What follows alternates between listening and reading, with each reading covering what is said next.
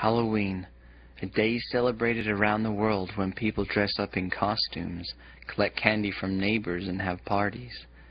But do you ever take time to think about the origins of Halloween? Most people don't think twice about participating in it, saying, "It's all in fun," or "It's not evil to me."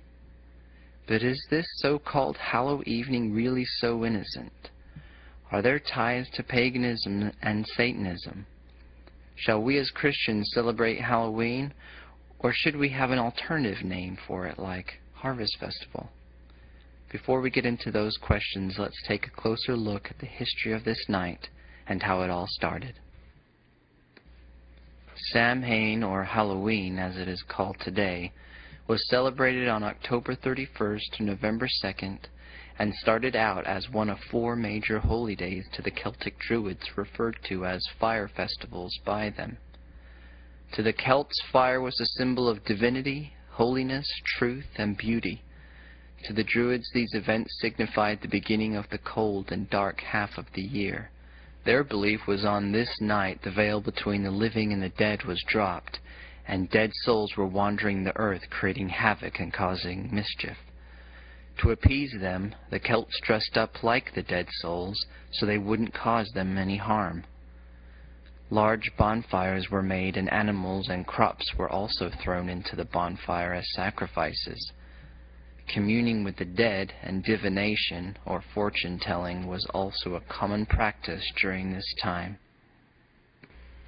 Later on, Catholicism came in and changed the name of this pagan 3-day holiday to Halloween, or All Hallows Eve, All Saints' Day, and All Souls' Day.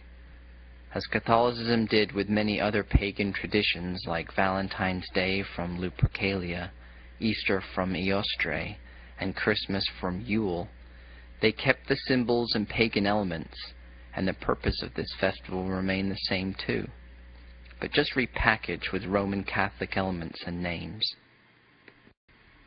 So we see from the history alone, this isn't some innocent celebration involving children getting candy. "Oh, but that was so long ago, we don't celebrate it like how they did," you might say. Let me read to you a quote by Anton LaVey, a Satanist, from his book, The Satanic Bible. Quote, "After one's own birthday, the 2 major satanic holidays are Walpurgis Night and Halloween." End quote. In case that didn't sink in, Satanism considers this one of their top holidays. Do you still want to be part of it? 3 John 1:11 says, "Beloved, follow not that which is evil, but that which is good. He that doeth good is of God, but he that doeth evil hath not seen God." 2 Corinthians 6:14, "Be ye not unequally yoked together with unbelievers. For what fellowship hath righteousness with unrighteousness? And what communion hath light with darkness?" Halloween is filled with darkness, from symbols of death, ghosts, devils, and witches. We should not want to have anything to do with this. God wants us to be separate. 2 Corinthians 6:17, "Wherefore come out from among them, and be ye separate, saith the Lord, and touch not the unclean thing, and I will receive you."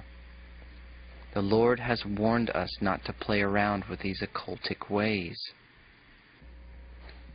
Deuteronomy 18:9-14, "When thou art come into the land which the Lord thy God giveth thee, thou shalt not learn to do after the abominations of those nations.